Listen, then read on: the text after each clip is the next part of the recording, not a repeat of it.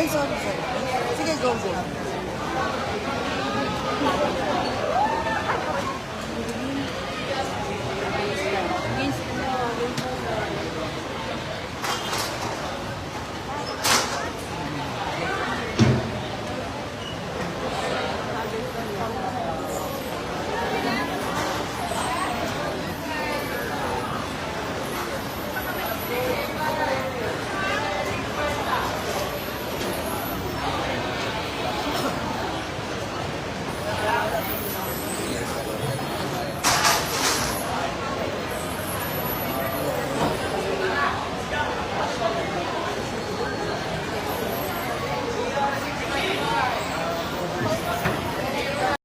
Hi guys! Magandang gabi. Welcome back po dito sa Gandara Soyo Channel for Showbiz Update.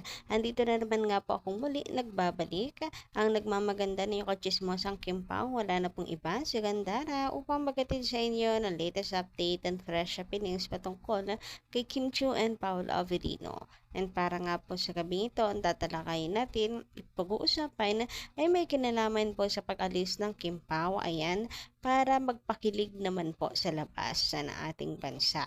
So, eto na yun na kaya sa mga gusto na mag-stay pa ng mas matagal ang Kim Pao sa bahay ni Kuya Sorry dahil busy po kasi outside world ang Kim Pao.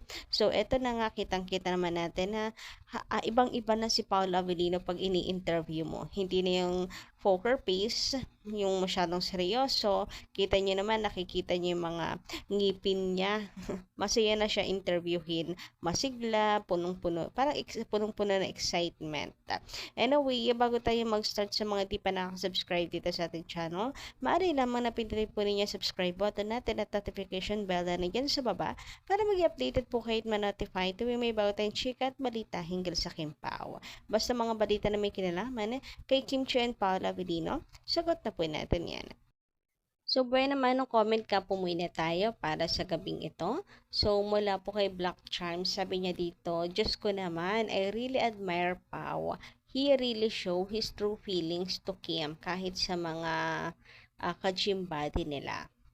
Ang lagyan ng towel sa likod ni Kim after jogging, Diyos ko, nakakaingkit ang katulad ni Pao, honestly. So, yung mga ganong galawan kasi parang hirap kasi paniwalaan talaga na mag-friends lang. O, di ba nga, may kaunting pa-isplok pa itong si Angelica Panganiban na friends pero gano'n na maghalikay na, 'di ba? Ang bongga naman talaga. So, ano talaga, ah, related lang talaga sa movie yung sinabi na yun ni Kim Chu. Kaya inaanyayahan nga natin lahat na manood ng My Love Will Make You Disappear para nagigets at hindi po nahuhuli. So, sana naging malinaw po ayun, about naman sa galawan ng Kim Pao, parang ang hirap naman po talagang isipin. Parang ang hirap naman bitawan ng paniniwala na mag-couple na silang dalawa kasi consistent din naman yung sweetness ng Kim Pao, 'di ba? Even naman po off-cam, talaga naman pong napakatunay ng samahan nilang dalawa. Yung samahang hindi lang magkatrabaho, magkaibigan, but magjowa coded. Si MJ, 'di ba? Laging sinasabi, "Uy, may pa-adjust ba on?" Friends lang. 'Di ba? Mag-jowa coded kasi talaga ang Kim Pao.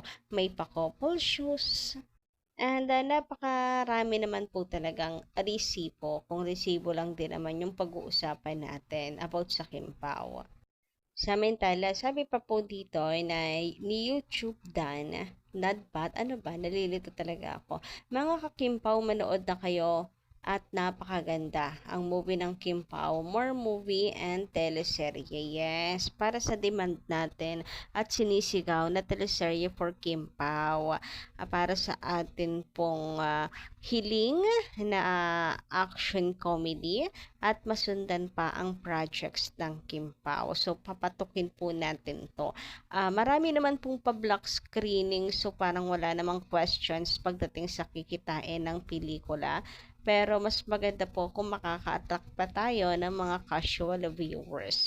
So, kung meron po tayong masasama na kaibigan, ayan, at buong family, isama na po natin. Anyway, ang sabi naman dito ni Letinia Anova, magandang gabi po sa inyo. Balikan niyo sinabi ni Jake na kung sino yung BF or best friend ni Pau, siya rin yung GF niya. Uy, meron bang ganun? Parang hindi ko napanood yung interview na yun ni Jake. Mahanap nga yan. Oh, kung sino yung best friend, siya ring girlfriend. Kasi naman dapat yung mga girlfriend, kasintahan natin. Dapat best friends din ang turingan para walang sawaan and maging healthy yung relationship. So, tama naman. Sino ba magiging best friends mo pa? Kundi syempre yung dapat yung nakakasama mo habang buhay. All in one na yan, ano ba? Nabubulo na naman ako. Ka-partner in life, best friend. Kaya kung meron man nga sinabi si Paula, abay, period. Walang ibang kasintahan si Pau kundi si Kim Chiu, 'di ba? Anyway, dumako naman nga tayo dito sa sa pag-alis po ng Kim Pao. So ayan, at nauna po si Paula Avellino. This time baliktad naman.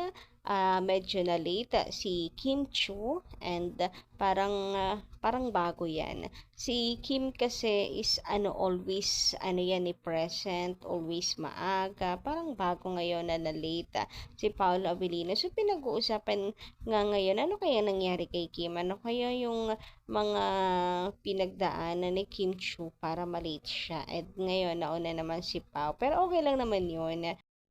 Arrival pa lang naman yan sa airport, hindi pa naman yan mismong event para matawag na unprofessional, 'di ba? So, ayun, pero hindi pa rin syempre gusto kasi ng mga fans lagi silang nakita magkasama. Konti na lang talaga ay sila na yung tumulak kay Paulo para sa isang sasakyan lang.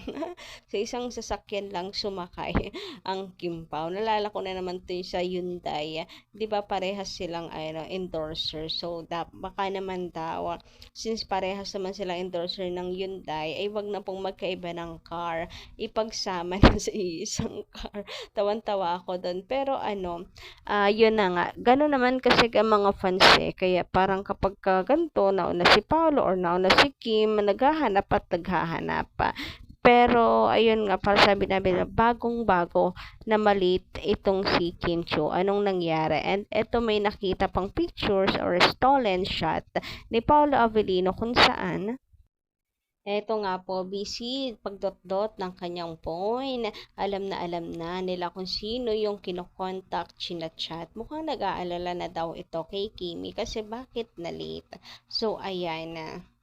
Katulad nito, nag-alala siguro si Daddy Pao sa babe niya kasi na-late yung pagdating. Kaya siguro nag-text siya or nag-chat kay Kimi. Baka nga naman kasi pala merong problema, nagkaroon ng problema. Kaya naninigurado si Pao and minomonitor ko na saan na si Kimi. Ganyan. And kung magkaganon nga, isa lang ibig sabihin na talagang may communication na always ang Kimpaw. Lagi nag-a-updatean. Hoy, yan na naman tayo sa pag-a-update na yan. Very mag-jowa coded. Anyway, credit naman po pala sa may-ari ng video na to. Ayan, nakuna naman po ang pagdating ni Kim Chiu sa airport. And mukhang okay naman si Kimi. Safe naman po siyang nakarating. And guys, pag-pray din po natin ang safety ng Kim Pao paglapag po sa LA. So, ayan, at all white si Kimi. Nahiya na ata mag all black kasi lagi siyang natutokso. Lagi siyang inuulit na twinning is winning. Pero wala namang masama doon. Kimi, ano ba? Halata naman namin. Charot. Anyway guys, sabi naman dito ni Madam Maria Edith Nuevo, magandang gabi. Napanood ko na noong 26 pero manonood ulit kasama ng mga anak ko at asawa ko. Sabado pa kasi off nila. di nila alam, nanood na ako. Ang ganda kasi, wow. Naglihim.